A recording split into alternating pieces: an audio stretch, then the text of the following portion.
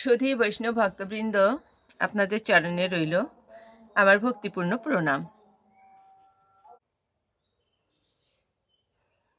সুধী বৈষ্ণব ভক্তবৃন্দ, আমরা আজ একটি গুরুত্বপূর্ণ বিষয় নিয়ে আলোচনা করব। আমরা সকলেই শ্রবণ করব মন দিয়ে। এটা আমাকে অনেকে প্রশ্ন করেছে বা একটু বলার জন্য অনুরোধ করেছেন যে আমরা শুধু বলি যে ধর্মটা কি, এই সম্পর্কে যদি একটু বলতেন। তো সুধী বৈষ্ণব ভক্তবৃন্দ, আমরা সেই সম্পর্কে একটু জানবো। তো আসুন, শ্রী গুরুদেবকে প্রণাম জানিয়ে, ভগবানকে প্রণাম জানিয়ে আমরা এটা শুরু করছি। অজ্ঞান তিমিরান্ধস্য জ্ঞানঞ্জন শালাকয়া চক্ষুরুন্মীলিতং যেন তস্मै শ্রী গুরুবে নমঃ। ওম নমো ভগবতে বাসুদেবায়। ওম নমো ভগবতে বাসুদেবায়। নমো ভগবতে বাসুদেবায়। সুধী বৈষ্ণব ভক্তবৃন্দ, ধর্ম কি? সংস্কৃত ধৃ ধাতুর সঙ্গে মন প্রত্যয় যুক্ত করে ধর্ম শব্দটি গঠিত হয়েছে। এর অর্থ যা ধারণ শক্তি সম্পন্ন, সেটি ধর্ম। হিংসা না করা, চুরি না করা, সত্যনিষ্ঠ হওয়া, দেহ মনে পবিত্র থাকা এবং সংযমী হওয়া, এই 5টি গুণ নিয়ে হিন্দু ধর্মের হচ্ছে সাধারণ লক্ষণ।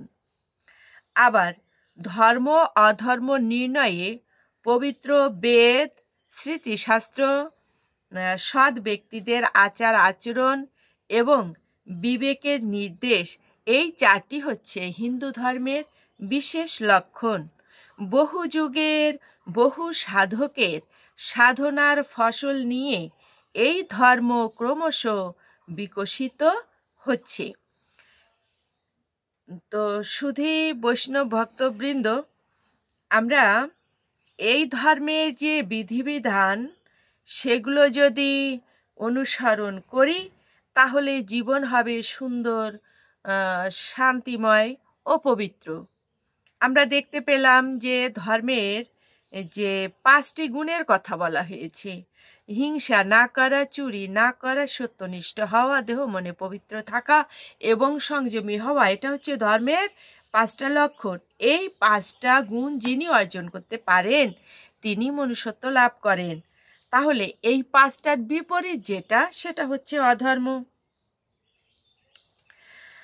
যেমন হিংসা করা অধর্ম, চুরি করা অধর্ম, মিথ্যা বলা অধর্ম, অপবিত্র থাকা অধর্ম এবং সংযমী যিনি হতে পারেন না, সেটাও অধর্ম। আর কি বলছে শাস্ত্র? কি বলছে? সমাজ জীবনে কর্ম বা জীবিকা অনুসারে ব্রাহ্মণ, ক্ষত্রিয়, বৈশ্য ও শূদ্র, এই 4 বর্ণের সৃষ্টি হয়। এই বর্ণভেদ ছিল পেশাগত, জন্মগত নয়। মানুষের পূর্ণাঙ্গ জীবনকাল ধরা হয় 100 বর্ষ, অর্থাৎ আগে এটা ধরা হতো। এখন যদিও বর্তমানে মানুষের গড় আয়ু দাঁড়িয়েছে 60-70 বছরে।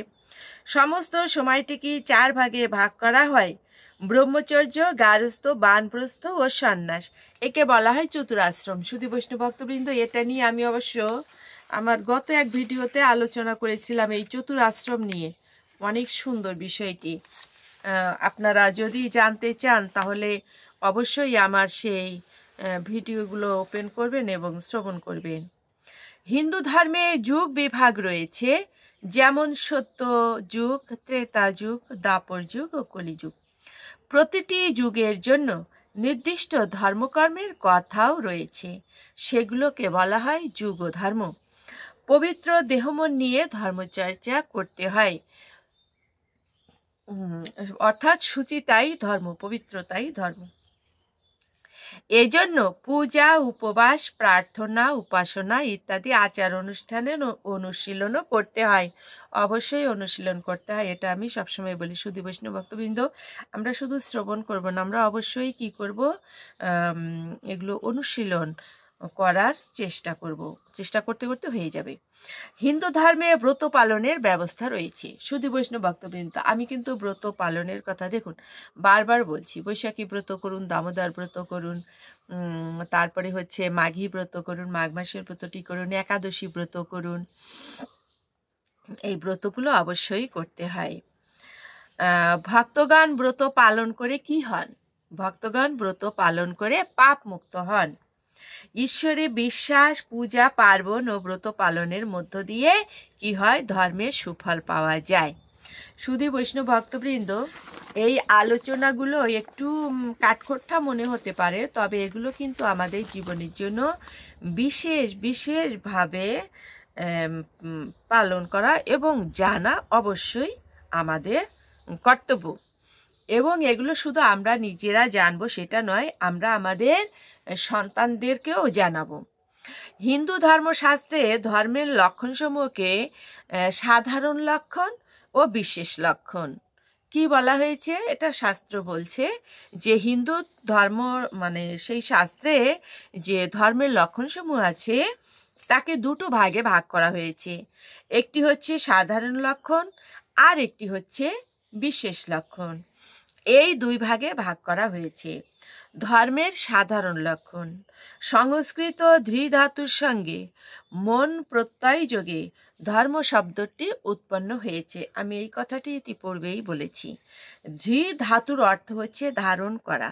তাহলে ধর্ম শব্দটি বোঝাচ্ছে কি? ধারণ শক্তি। এই প্রসঙ্গে মহাভারতের শান্তি পর্বে বর্ণিত হয়েছে ধর্মের লক্ষণটি স্মরণ করা যায়। সেটা কি? ধারণাদ ধর্ম ইত্যাহু ধর্মেন বিধিতা প্রজাঃ यस्यात् धारणो सम्यक्तः सा ধর্ম ইতি নেতরঃ। অর্থাৎ ধৃযোগ মন থেকে ধর্ম শব্দের উৎপত্তি ধর্ম সৃষ্টিকে বিশেষভাবে ধারণ করে রয়েছে। সংক্ষেপে যা কিছু ধারণ শক্তি সম্পন্ন তাই ধর্ম, এছাড়া অন্য কিছু ধর্ম নয়। যেমন মানুষের ধর্ম হচ্ছে মনুষ্যত্ব, আর এই মনুষ্যত্বের পরিচয় দিতে গিয়ে বলা হয়েছে, সুধী বৈষ্ণব ভক্তবৃন্দ এটা আগেও বলেছি, দেখুন এই মনুষ্যত্ব অর্জন করতে হলে মানুষকে কি করতে হবে?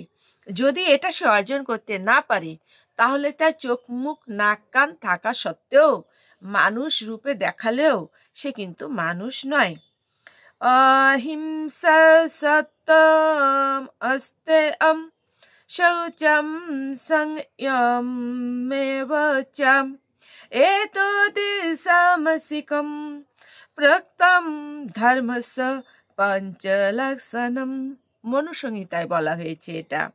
হিংসা না করা, চুরি না করা, সংযমী হওয়া, পবিত্র থাকা এবং সত্যবাদী হওয়া, এই পাঁচটিকে মনুষ্যত্বের লক্ষণ হিসাবে চিহ্নিত করা হয়েছে। তাহলে দেখা যাচ্ছে মনুষ্যত্ব রয়েছে পাঁচটি গুণের মধ্যে। গুণগুলো অবশ্যই অনুশীলন করতে হবে। গুণগুলো অনুশীলন করে একজন মানুষ মনুষ্যত্বের অধিকারী হতে পারে।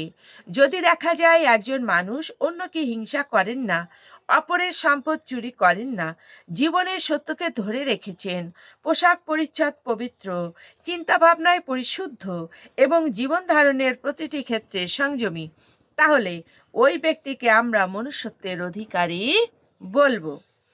আর এইরূপ পরিশোধিত ব্যক্তি হবেন হিন্দু ধর্মের দৃষ্টিকোণ থেকে আদর্শ মানুষ। উক্ত পাঁচটি গুণই মানুষকে মানুষ করেছে, তাই এগুলো হিন্দু ধর্মের মনুষ্যত্বের লক্ষণ হিসেবে বর্ণনা করা হয়। ধর্ম ধার্মিককে রক্ষা করে, ধর্ম নষ্ট হলে মানুষের ক্ষতি হয়। সুধী বৈষ্ণব ভক্তবৃন্দ, এখানে বারবার করে একটি কথা বলা হয়েছে, যা কিছু ধারণ শক্তি সম্পন্ন তাই হচ্ছে ধর্ম। তাহলে কি বোঝা গেল?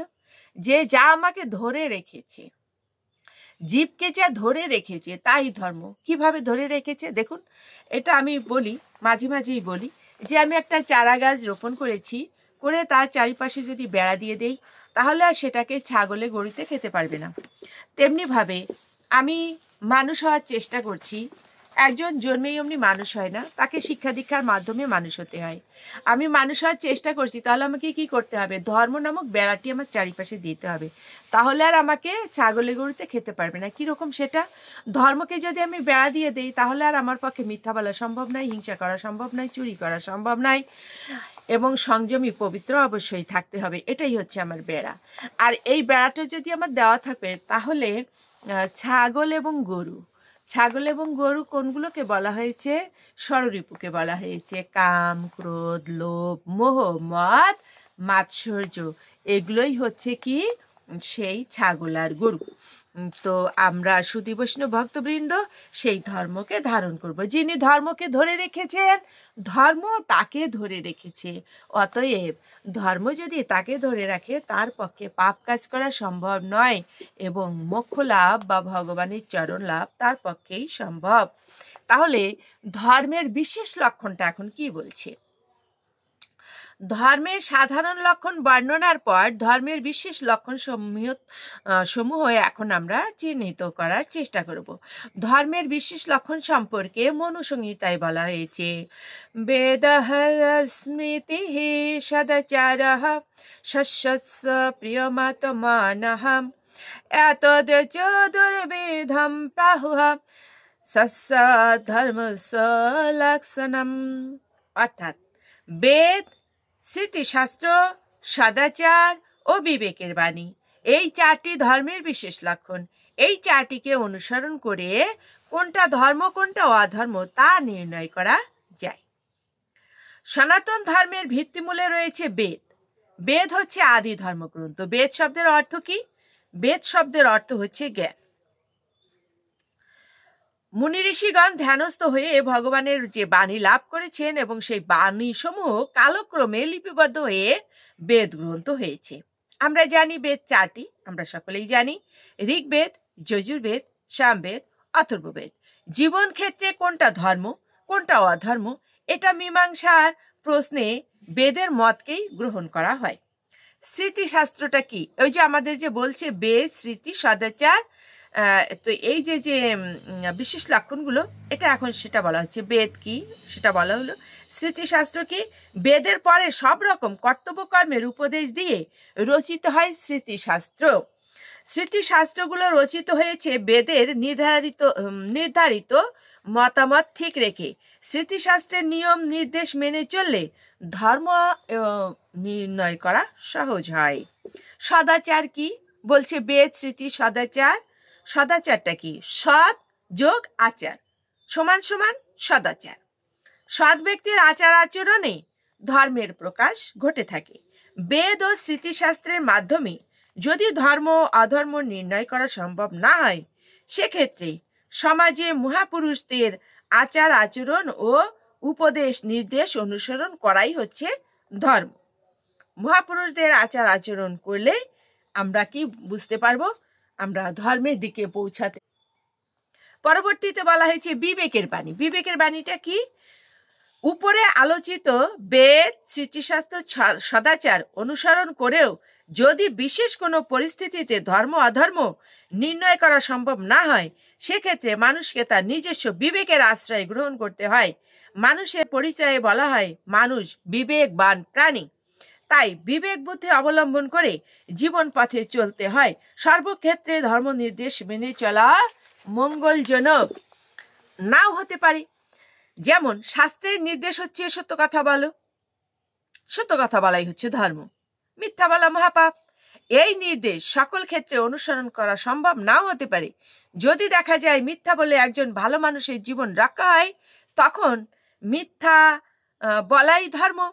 এইরূপ ক্ষেত্রে সত্য বলা ধর্ম নয়। এইরূপ জটিল পরিস্থিতিতে মানুষের অন্তরের অবস্থিত ঈশ্বর বা বিবেকের নির্দেশ নিয়ে ধর্মাধর্ম নির্ণয় করতে হয়। সুধী বৈষ্ণব ভক্তবৃন্দ, এই জটিল বিষয়, এই জন্য আমি আর বাড়াবো না, তাহলে সকলে ধৈর্যচ্যুতি ঘটবে। এখন এই যে যে মিথ্যা বলা শ্রেয় কোন ক্ষেত্রে, এটা আমি একটি ছোট্ট দৃষ্টান্তর মাধ্যমে তুলে ধরি। যে একজন মুনি, উনি তপস্যায় রত ছিলেন গহীন জঙ্গলে ওনার তপকুটিরে। তো এমন সময় একজন ব্যক্তিকে ডাকাতেরা তাড়া করেছে। তো তাড়া করলে ওই ব্যক্তিটি প্রাণ রক্ষার্থে ওই মুনির কুটিরে আশ্রয় নিলেন। ডাকাতেরা তখন এসে মুনিকে প্রশ্ন করলেন, আপনার কুটিরে কি কোনো ব্যক্তি আশ্রয় নিয়েছে বা ঢুকেছে? মুনি চিন্তা করলেন, মিথ্যা বলা মহাপাপ, বলা যাবে না। আর সত্য বললে লোকটিকে ধরে নিয়ে যাবে, হত্যা করবে, সেটাও পাপ, বলা যাবে না। উনি মৌন হয়ে রইলেন, অর্থাৎ উনি চুপ করে রইলেন। ওনার এই মৌনতা দেখেই ডাকাতেরা বুঝতে পেরেছিল এখানে নিশ্চয়ই কেউ আছে বা আমাদের সেই কাঙ্ক্ষিত লোকটি আছে। তো তখন ওনারা কি করল, সেই ডাকাতেরা কুটিরে প্রবেশ করে লোকটিকে ধরে নিয়ে কি করলো, তার কাছে যে সম্পদ ছিল নিল, ওনাকে হত্যা করে ফেললেন, সে ব্যক্তিটিকে। এই নরহত্যার দায়ে পরবর্তীতে মৃত্যুর পরে ওই মুনিকে নরকবাস করতে হয়েছিল। এটা হচ্ছে শাস্ত্রের কথা। কেন? নরহত্যার দায়টা হচ্ছে সব থেকে বেশি, মিথ্যার দায়টা একটু কম। এক্ষেত্রে উনি যদি ওই জীবন বাঁচানোর ক্ষেত্রে একটি মিথ্যা বলতেন যে না এখানে কিছু নাই, তাহলে কি হতো? মিথ্যার জন্য ওনার পাপ হতো, সেই পাপটির শাস্তি ছিল অল্প। কিন্তু উনি সেই পাপটি করবেন না বলে কি করলেন, উনি মৌন হয়ে রইলেন, যার ফলে লোকটি মারা গেল, মানে হত্যা করলো সেই ডাকাতেরা। ওনাকে সেই নরহত্যার দায়ে কি করতে হলো? নরকবাস করতে হলো। শুধু বৈষ্ণব ভক্তবৃন্দ, একে বলা হয় আপদ ধর্ম। আপদ ধর্ম কি? যে যখন আমাকে ধর্ম বলছে সত্য বলো, স্মৃতিশাস্ত্র বলছে সত্য বলো, বেদ সদাচার বলছে সত্য কথা বলো, তখন আমি কি করব? আমার বিবেকের কাছে প্রশ্ন করব যে বিবেক আমার কি করা উচিত। এটাকে বলা হয়েছে বিবেকের বাণী। না হয় আমি মিথ্যা বললে আমার নরকবাসী হলো, কিন্তু একজনের জীবন তো বেঁচে গেল। ওই একজনের জীবন বাঁচা মানে আরো 5টা জীবন বাঁচা। ওখানে অবশ্য শাস্ত্রে সেটা ছিল যে একজনকে হত্যা করা হলো, ফলে তার পরিবারে আরো 3জন ব্যক্তি ছিলেন, তারাও অর্থাভাবে অনাহারে মারা গেলেন। এই সমুদয় ব্যক্তির প্রাণের দায়ী ওনাকে বহন করতে হলো। তো শুধু বৈষ্ণব ভক্তবৃন্দ, এই কারণে বললাম যে সকলে অবশ্যই ভাববেন না, কারণ সকলে জানেন বিষয়টা। কেউ হয়তো ভাবতে পারে যে ধর্মক্ষেত্রে আবার মিথ্যা বলা যায় কি করে, বিপদে আবার মিথ্যা বলা যায় কি করে। এ কারণে আমি এই দৃষ্টান্তটি তুলে ধরলাম। অন্যের জীবন বাঁচানোর ক্ষেত্রে সেখানে মিথ্যা বলা যাবে কি যাবে না, আপনার বিবেকের কাছে প্রশ্ন করুন। বিবেকের বাণী বলা হয়েছে এটাকে। শুধু বৈষ্ণব ভক্তবৃন্দ, আজকের মতো এ পর্যন্তই। আমাদের আবার দেখা হবে সামনের ভিডিওতে। শুধু বৈষ্ণব ভক্তবৃন্দ, অবশ্যই আপনারা আমার ভিডিও শ্রবণ করবেন, সাবস্ক্রাইব করবেন, কমেন্টস করবেন, লাইক করবেন, তাহলে পরবর্তী ভিডিওটি করতে আমি উৎসাহিত হব। শুধু বৈষ্ণব ভক্তবৃন্দ, আজ আর নয়, এখানেই।